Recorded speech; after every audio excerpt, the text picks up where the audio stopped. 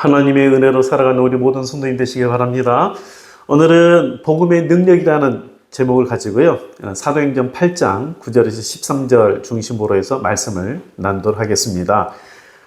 예수님의 말씀, 곧 복음을 마음으로 받아들일 때 우리에게서 어둠과 미혹의 영들이 물러갑니다. 그래서 빛이 오면 어둠이 물러가는 것과 마찬가지죠.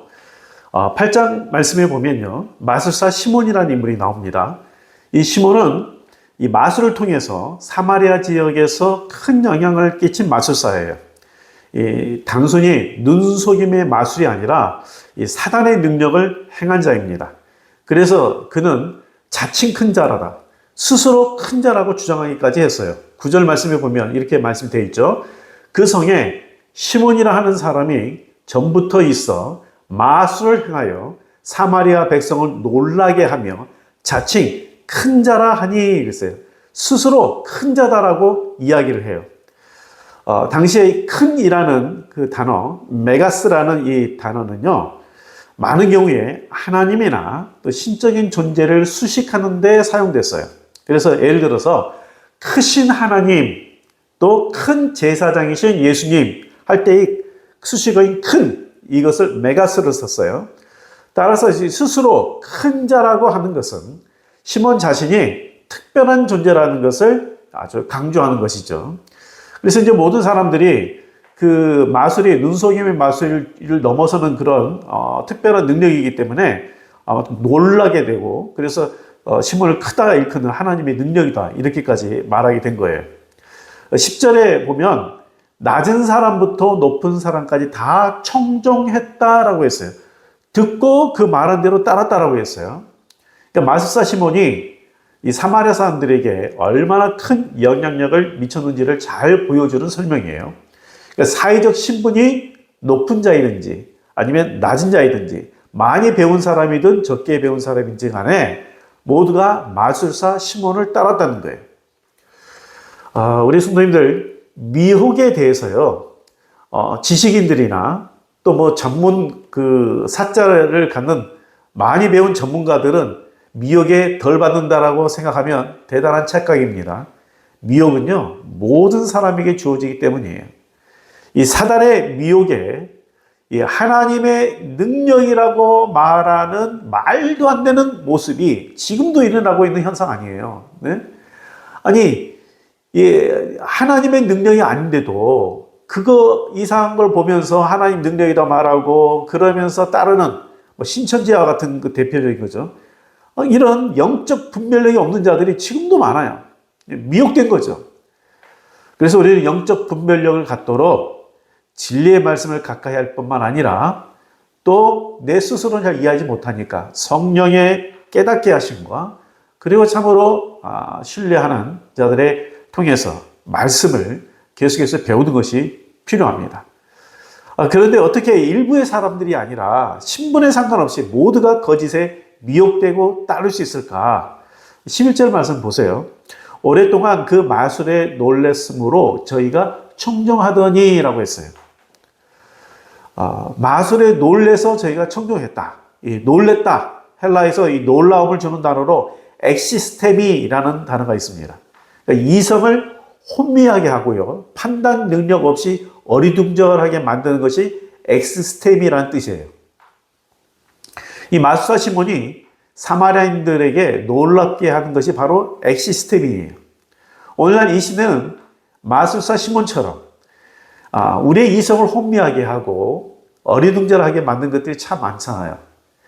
당시 이 사마리아 사람들에게는 마술이라면 오늘날에는 절대적 진리를 부정하는 다원주의 사고, 과학적 사고, 세상의 가치관의 미혹이 있습니다.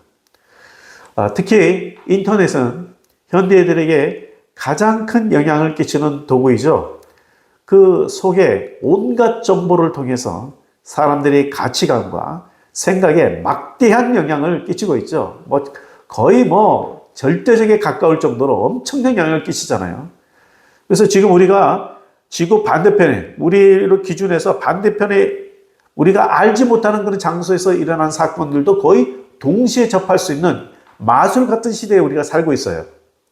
그리고 사람들이 이 분별력을 마비시키는 이 대중매체의 여러 가지 그 우상에게 사로잡히고 있는 그런 시대입니다.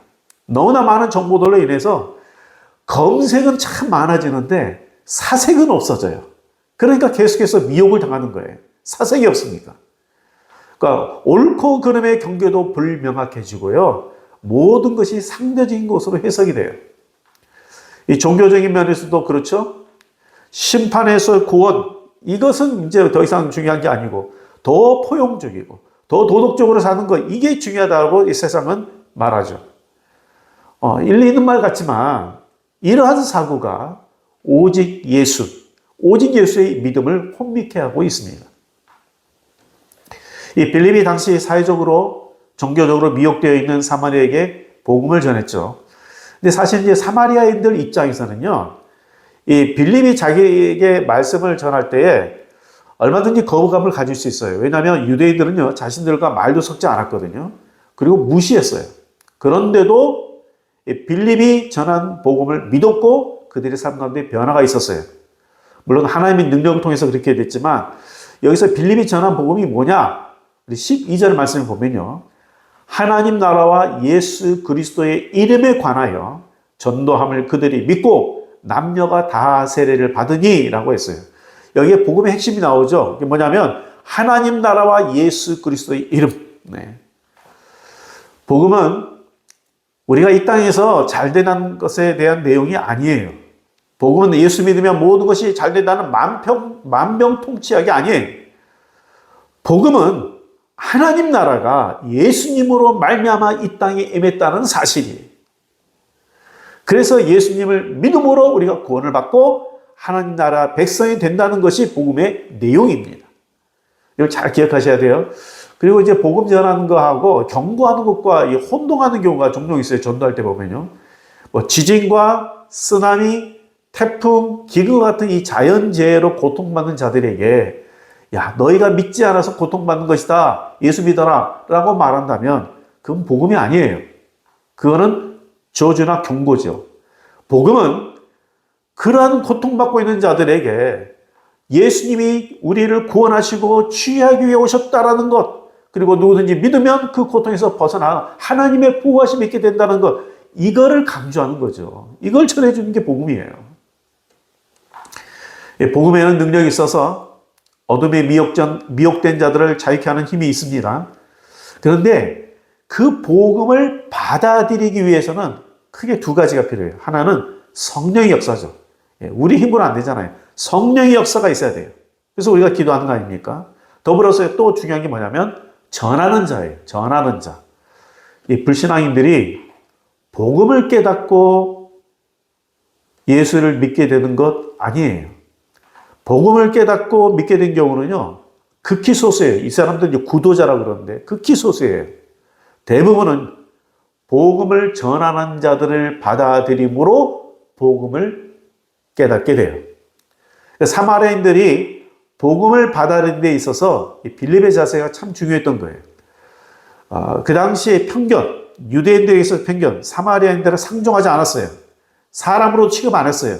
그런데 그 편견을 넘어서서 사랑으로 다가온 빌립의 자세, 그리고 그를 통해 보여진 복음의 능력, 이 부분이 사마리아 모든 사람들에게 큰 기쁨과 변화의 삶을 가져온 것입니다. 이전에는 사마리아 사람들이 시몬의 마술에 놀라서 따랐지만 자신의 삶을 시몬에게 위탁하지는 않았어요. 그런데 이제 사마리아인들이 복음을 받아들이고 나서는요, 자신들의 삶을 어떻게 했어요? 예수님께 위탁했어요. 이는 복음의 능력이 삶과 직접 연결된다는 것을 보여줍니다. 그러니까 복음 따로 내 삶 따로가 아니에요. 믿음 따로 내 삶 따로가 아니에요. 기억하십시오. 어떤 능력을 받고 은사를 받은 것, 그것이 복음의 능력이 아니에요. 복음의 능력은 나의 성품이 변하고 삶이 변하는 것입니다. 은사는요, 사용하지 않으면 나중에 없어져요. 있다가도 없어져요. 복음의 능력은, 진정한 복음의 능력은 내가 변하는 거예요. 삶이 변하는 거예요. 아직 나의 삶에 변화가 없다면 나는 복음을 아직 알지 못하거나 영적인 병에 걸린 거예요. 이 장자가 도와 덕을 지니고도 실천하지 못하는 것을 병이라 한다라고 이렇게 정의를 했어요. 내가 덕을 갖고 있고 도를 알고 있다라고 말하면서도 실천하지 않는 것, 이건 병이다. 우리가 복음을 지니고도 진리를 지니고도 내 삶이 변하지 못하는 것은 뭡니까? 복음의 능력이 없어서가 아니라 영적인 병이 걸린 거예요. 복음을 통해 나의 삶의 변화를 이루는 그런 복음의 능력을 우리 모두가 가지시기를 축복합니다.